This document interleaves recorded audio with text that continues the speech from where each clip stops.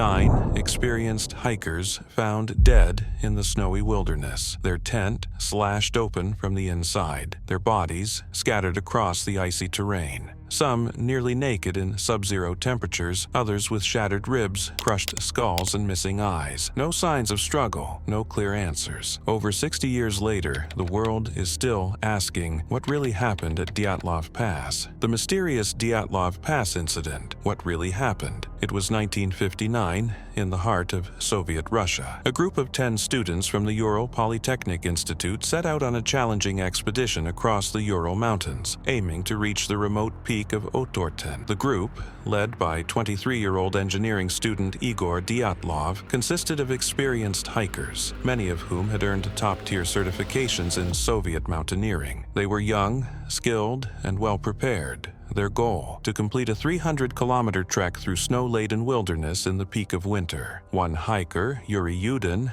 turned back early due to illness, a decision that ultimately saved his life. The remaining 9 never returned. Weeks later, a search party discovered their abandoned campsite, triggering one of the most enduring mysteries in modern history. What investigators found would puzzle experts, spark conspiracy theories, and remain unsolved for over 6 decades. So, what really happened at Dyatlov Pass? Was it a tragic accident, a covert government operation, or something beyond explanation? The expedition begins and ends in silence. February 1959. The Dyatlov group sets out from the town of Ivdel in the Sverdlovsk Oblast, venturing toward Mount Otorten. Spirits were high. Their journals and photographs captured laughter, snowball fights, and team camaraderie. They documented every step, their last entries marked by optimism and routine. On February 1st, they set up camp on the eastern slope of a peak called Kholat Syakho, a name that, in the Mansi language, means dead mountain. Instead of descending into a more sheltered forested area nearby, they stopped on the exposed slope, possibly to practice emergency camping or because of deteriorating weather. That night would be their last. When the group missed their expected return date, worried relatives prompted a search. Weeks later, rescuers found their campsite, and what they saw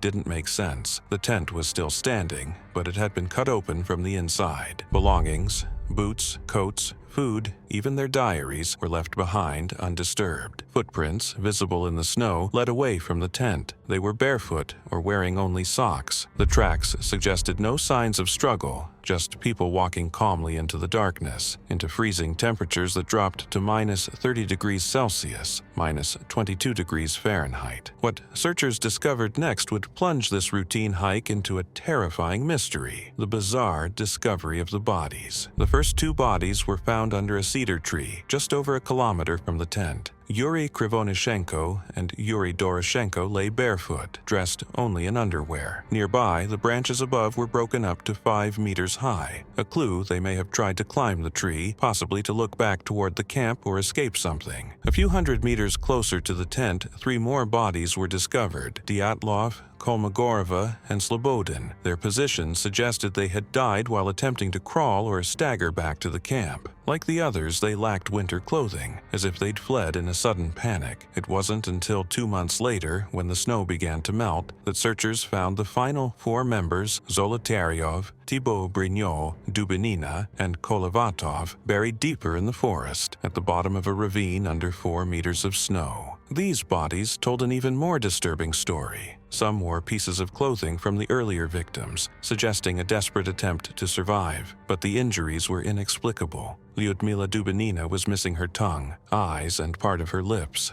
Alexander Zolotaryov had crushed ribs and internal bleeding, yet no external wounds. Thibaut Brignol's skull was severely fractured, as if he'd been struck with immense force. More than a car crash, one doctor said. But again, no visible trauma on the surface. Speculation exploded. Was it hypothermia driving irrational behavior? An avalanche that forced them out? A brutal attack? Or something more sinister? Some even reported traces of radiation on the clothing, but every explanation only opened more questions than it answered. theories: avalanche, paradoxical undressing, or something worse. Over the decades, numerous theories have been proposed to explain the mysterious deaths at Dyatlov Pass. Avalanche theory. Recent studies suggest that a delayed slab avalanche could have struck the hiker's tent. Researchers Johann Geum and Alexander Puzrin modeled conditions indicating that a combination of a weak snowpack and katabatic winds might have triggered a slab of snow to collapse hours after the group set up camp. This event could explain the tent's damage and some internal injuries found on the victims. However, critics note the absence of typical avalanche debris at the site and question why experienced hikers would camp in a potentially hazardous location. Paradoxical undressing. Some victims were found partially clothed, which might be attributed to paradoxical undressing, a phenomenon where hypothermia victims remove clothing due to a false sensation of warmth. This behavior is documented in cold weather fatalities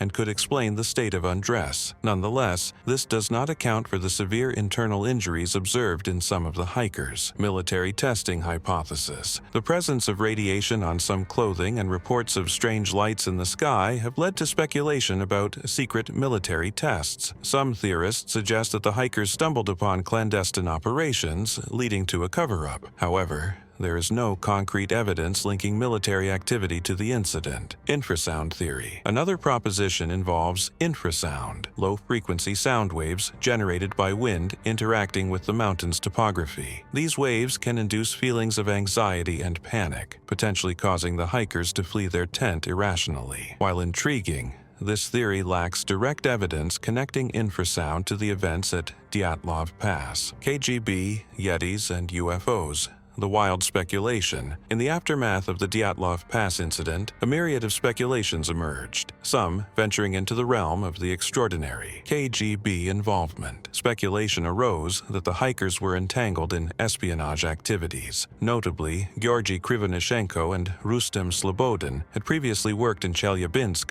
40, now Ozersk, a clandestine city associated with nuclear weapons production. This connection led some to theorize that the group was on a covert mission for the KGB, possibly to meet with foreign agents or to monitor clandestine operations. However, no concrete evidence has substantiated these claims. Yeti attacks. The theory of a Yeti attack gained traction following the release of a documentary that highlighted a cryptic journal entry from one of the hikers, which mentioned snowmen. This, combined with the mysterious injuries and the remote location, fueled speculation of an encounter with a Yeti-like creature. Nevertheless, this theory lacks empirical support and is widely regarded as speculative. UFO sightings. Reports of glowing orbs in the sky around the time of the incident led some to propose extraterrestrial involvement. Witnesses in nearby areas claim to have seen unusual lights in the sky, and some of the hikers' photographs purportedly captured these anomalies. While intriguing, these accounts remain unverified, and no definitive evidence links UFOs to the hikers' deaths. As time progressed and the internet facilitated the spread of information, these theories proliferated, often blurring the lines between fact and fiction.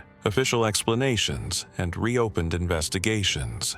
In February 2019, Russia's Prosecutor General's office reopened the Dyatlov Pass case, aiming to resolve the enduring mystery surrounding the hikers' deaths. By July 2020, the investigation concluded that a slab avalanche was the most probable cause, suggesting that a block of snow broke away and struck the tent, prompting the hikers to flee into the freezing night. However, this explanation has not satisfied everyone. Families of the victims and independent researchers have pointed out several inconsistencies.